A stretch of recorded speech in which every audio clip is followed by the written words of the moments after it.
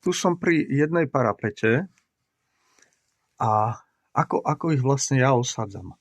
Keď ich neosadzam do podkladového profilu, tak normálne na rám okna sa tá parapeta prilepí na obojstrannú pásku a keď chceme minimalizovať ten tepelný most, čiže tú parapetu chcem posunúť čo najvyššie, ale tu je odtokový kanálik, tak ju zarežem do toho odtokového kanáliku. To ešte nie je dočistené, ešte sa to bude čistiť.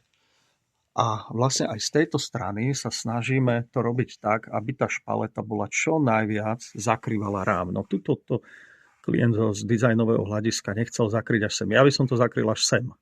Úplne na doraz a nechal by som trčať len to krídlo, lebo toto je teplný most. Tieto dve veci sú teplný most. Toto je sklo, to má teplný odpor 2. Toto má teplný odpor 1. To je nič. To je šmejd.